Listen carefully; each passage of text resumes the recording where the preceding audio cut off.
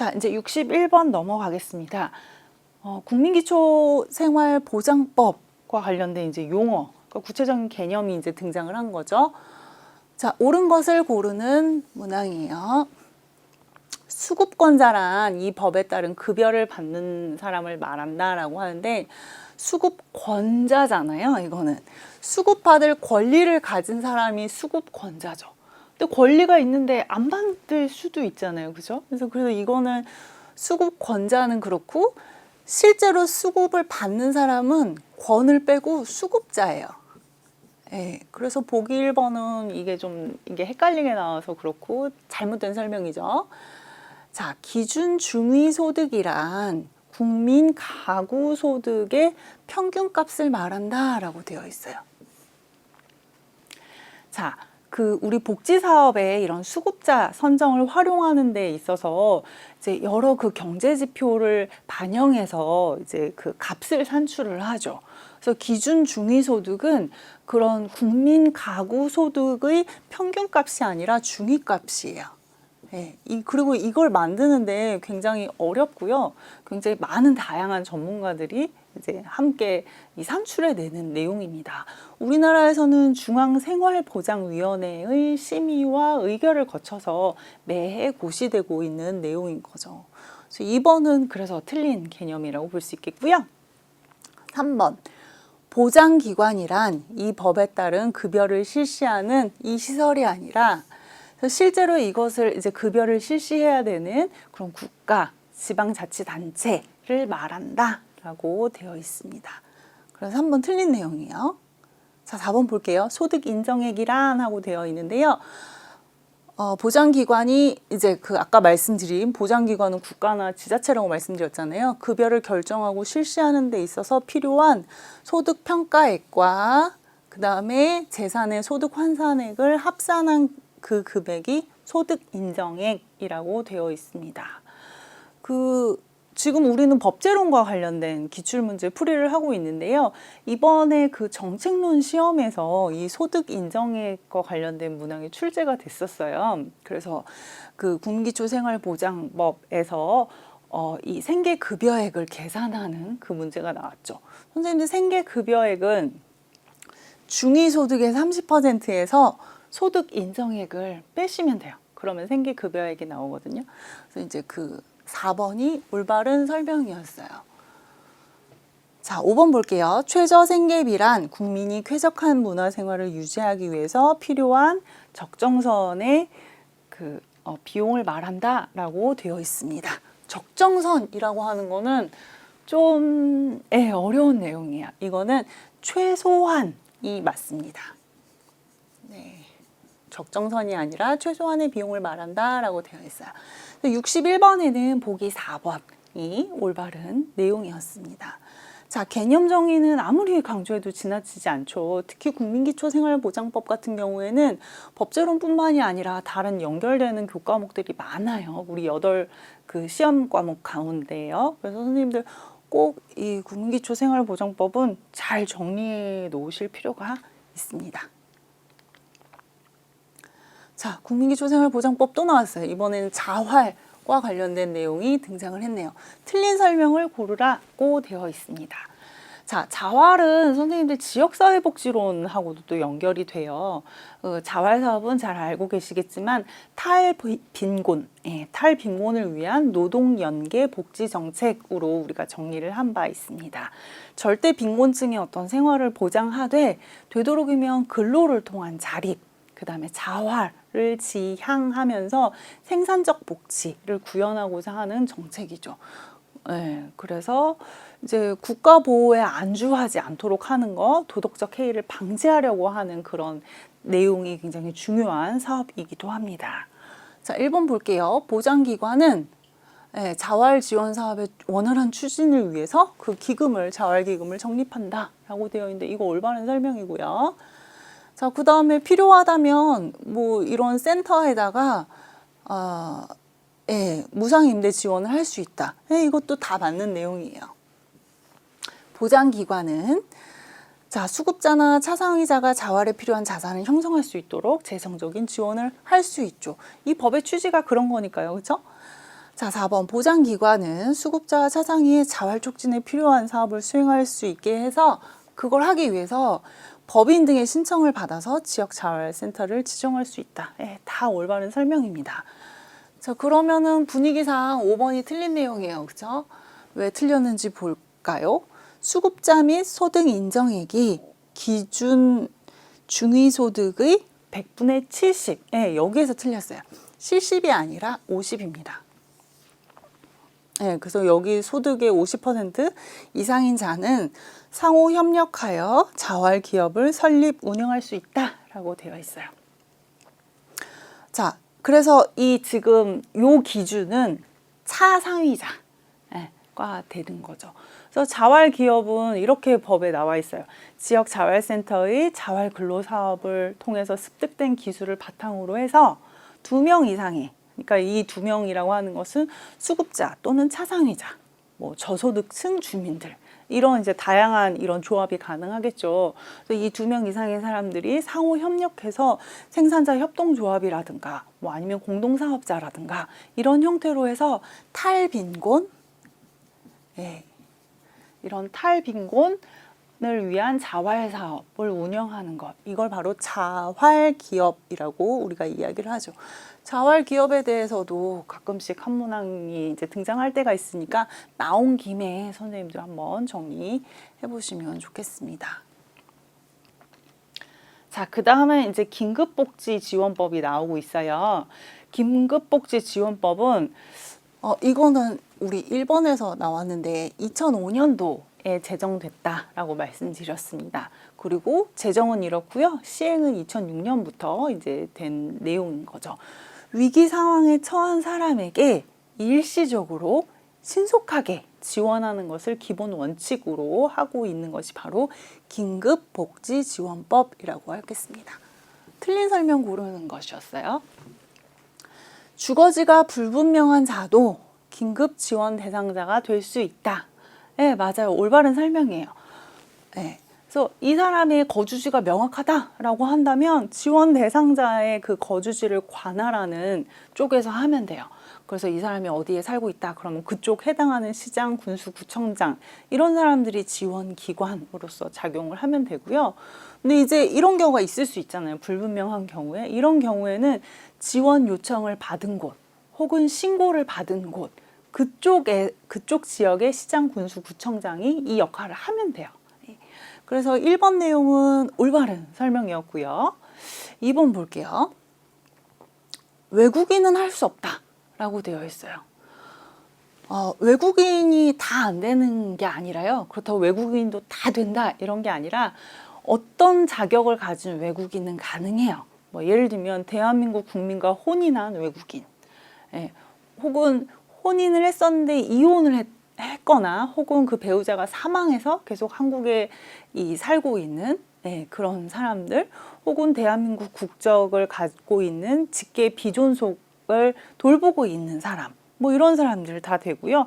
난민법에 따라서 난민으로 인정된 사람 또한 긴급복지지원법에 이 법에서 지정되어 있는 내용을 받을 수 있는 그런 권리가 있습니다. 뭐 그거 말고도 보건복지부 장관이 이제 이 사람은 긴급한 지원이 필요하다라고 인정한 사람 같은 경우는 이 법의 혜택을 받을 수 있는 것이죠.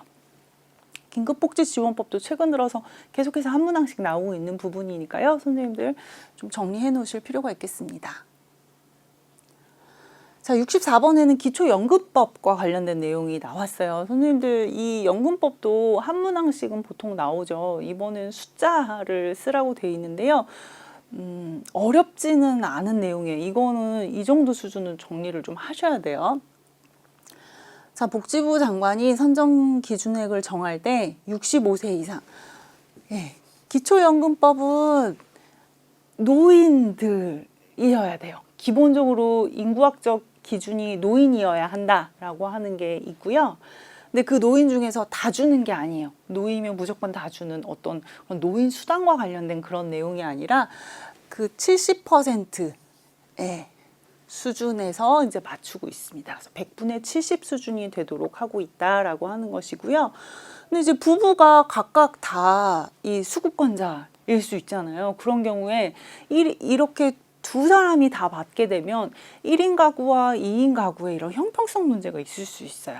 그래서 둘 다 수급권자인 경우에는 100분의 20만큼 각각 감액을 한 상태에서 이제 그 지원이 된다라고 선생님들 정리를 해볼 수 있겠습니다. 64번에는 70과 20 해가지고 3번으로 정리해 볼 수 있죠. 어렵지 않으니까 선생님들 이 정도 수준은 우리 꼭 기억해 놓기로 해요. 네, 65번입니다. 국민건강보험법이 등장을 했는데요.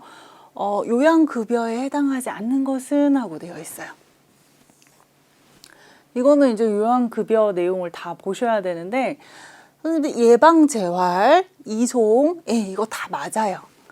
이거 다 맞는데 요양병원 간병비는 지금 넣어져 있지 않아요. 이거는 해당되지 않고요.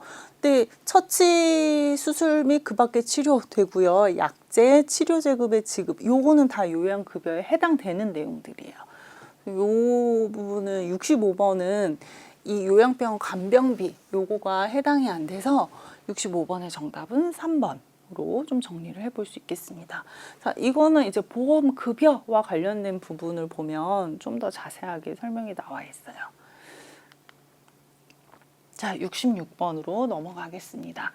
자, 산재가 나왔어요. 산재는 우리나라 그 4대 보험 중에서 가장 먼저 제정되고 시행된 내용인 거죠.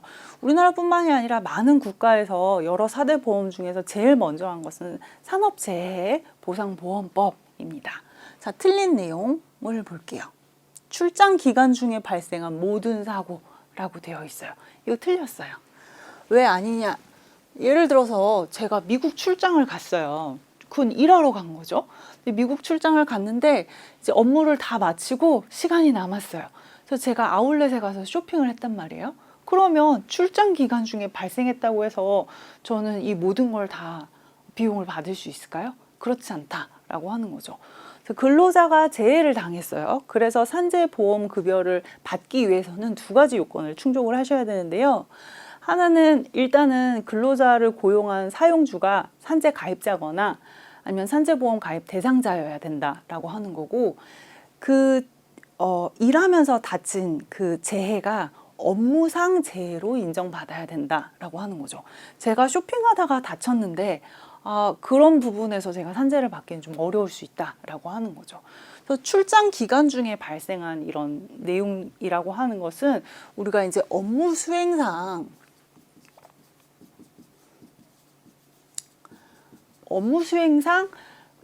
이 문제가 생겼냐라고 하는 거예요. 그러니까 근로자가 업무를 수행하는 과정에서 재해가 발생했느냐라고 하는 것이고요. 두 번째는 업무 기인성이에요. 그래서 업무로 인해서 재해가 실제로 발생하느냐, 수행하는 중에 발생했느냐, 그 재해가 업무에 기인해서 발생했느냐, 이 두 가지가 다 충족이 되어야지 업무상 재해로 인정 가능하다라고 하는 부분인 거죠. 그래서 1번은 얼핏은 괜찮게 보이지만 출장 기간 중에서 일하는 내용도 있고 아닌 개인 업무를 보낼 수도 있잖아요. 이제 그런 경우는 해당하지 않는다라고 하는 거죠.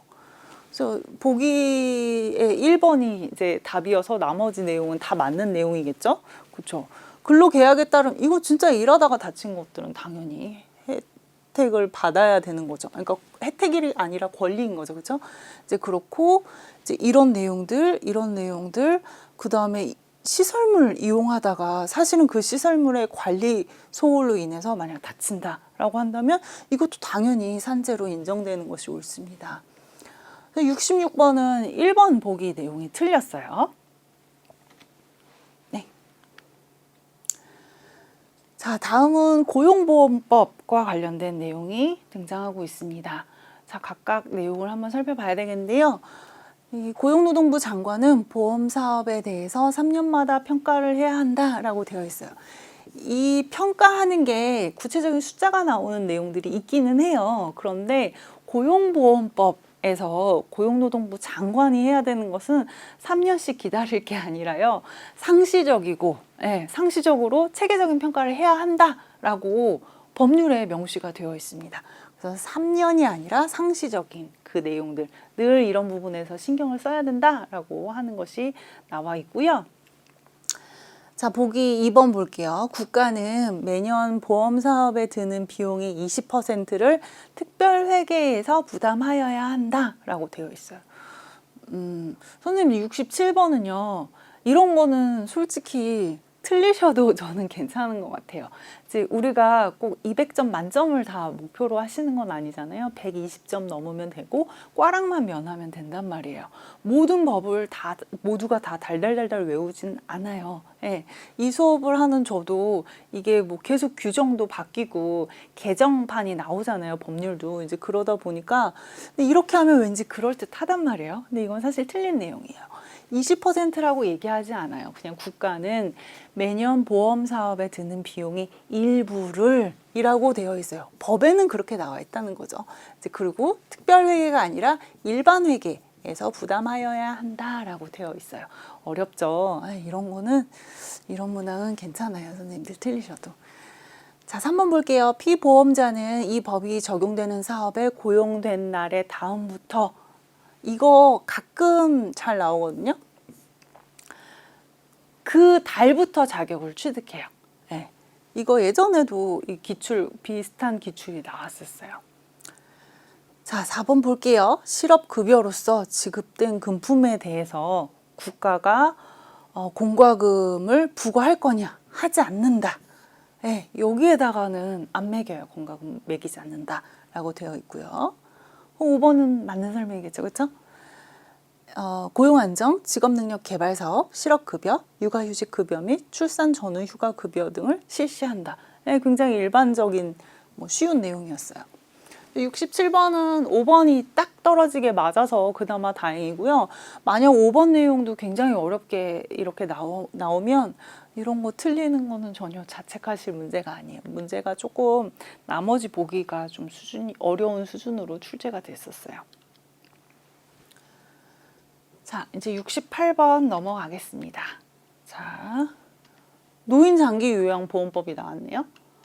노인장기요양보험법은 이제 제정은 2007년이고 시행된 건 2008년이었어요. 그렇죠? 비교적 최신 내용이에요. 그래서 한국의 어떤 그 사회복지와 관련된 큰 변화 이야기할 때 2000년 이후에 나온 그 법들을 조금 더 자세히 보실 필요가 있는데요. 네, 그런 부분에서 노인장기요양보험법도 2000년 이후에 그런 최신 동향 중에 하나죠. 장기요양급여를 제공할 때 우리가 생각해야 되는 기본 원칙에 해당하는 걸 다 고르라는 거예요. 자, 기억 볼게요. 뭐 더 나빠지지 않도록 의료 서비스, 이거 당연한 내용이죠. 그쵸? 이왕이면 노인들의 자신의 그 의사와 능력에 따라서 자립적으로 하실 수 있도록 그런 방향으로서 장기요양급여가 제공되어야 한다. 듣기만 해도 굉장히 그럴듯한 내용들이에요. 그렇죠? 노인이 되도록이면 시설거주보다는 재가급여, 제가 하시는 걸 우선적으로 제공하는 거. 이거는 당연히 복지에서 계속 얘기하는 탈시설화랑 같은 맥락에서 우리가 하는 내용들이죠. 자, 리을, 노인을 둘러싼 여러 가지 안팎의 내용들을 다 종합적으로 고려해서 필요한 범위 내에서 적정하게 제공해야 한다. 네. 68번은 사실 이 법을 달달달달 외우지 않다 하더라도 분위기상 다 좀 일반적인 내용들, 그럴듯한 내용들로 구성이 되어 있었어요. 그래서 5번 선생님도 이건 어렵지 않게 고르시겠죠? 네, 그렇고요. 이번엔 아동복지법이 나왔네요. 아동복지법도 우리 맨 마지막 챕터에 나온 사회복지 그 사업과 관련된 다양한 내용 중에 하나인 거죠. 자, 들어갈 내용이 순서대로 옳은 것은 하고 되어 있어요. 국무총리 소속으로 뭘 두냐? 이거 선생님들 작년에 17회에서도 나왔어요. 아동정책조정위원회예요. 아동정책조정위원회 이거 아니고요. 네, 아동정책조정위원회 이거는 좀 외워놓으시면 좋을 것 같아요. 시도지사, 시장군수, 구청장 소속으로 뭘 둘 거냐라고 되어 있어요. 이거는 아동복지심의위원회를 둔다. 심의위원회여야 돼요. 예. 그러면 2, 4, 5번 중에 하나네요. 그렇죠? 자, 그 다음에 보건복지부 장관은 아동정책 기본 계획을 몇 년마다 수립해야 할 것이냐라고 되어 있는데요. 5년마다 수립을 해야 한다라고 되어 있습니다. 그리고 실태조사는 얼마나 한 번씩 할 거냐라고 했는데 이거 5년마다 조사해야 한다라고 되어 있어요. 그래서 69번의 정답은 5번입니다. 보통 기본 계획은 뭐 4년마다, 5년마다 숫자가 4 아니면 5 이렇게 둘 중에 하나죠. 이제 그렇고요. 그 실태조사 같은 경우는 이게 17회에서 이 실태조사 간격과 관련된 문항이 출제된 적이 있어서 제가 조금 정리를 해드리면 아동만 실태조사가 5년이에요. 아동만 5년이고 뭐 나머지 뭐 장애인이라든가 다문화 가족이라든가 한부모 가족이라든가 노인 실태 조사 있죠. 이런 것들은 조사 주기가 모두 다 3년 단위예요. 근데 아동만 5년으로 되어 있습니다. 이거 이해하기 쉬우시죠? 이거 외우실 수 있겠죠? 아동만 5년이고 나머지는 3년이에요.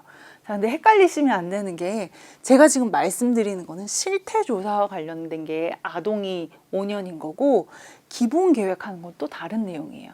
그렇죠? 그거 구분해서 보셔야 돼요. 실태 조사인 경우 나머지는 3년, 아동만 5년 이렇게 외워놓으시면 되겠습니다. 자, 70번 볼게요. 네.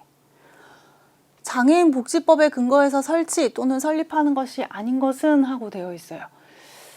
이거는 결과 먼저 말씀드리면 발달장애인 지원센터가 이거에 해당 안 돼요. 이 발달장애인 지원센터는요, 발달장애인 권리 보장 및 지원에 관한 법이 따로 있어요. 거기에 근거해서 설립되어 있고요.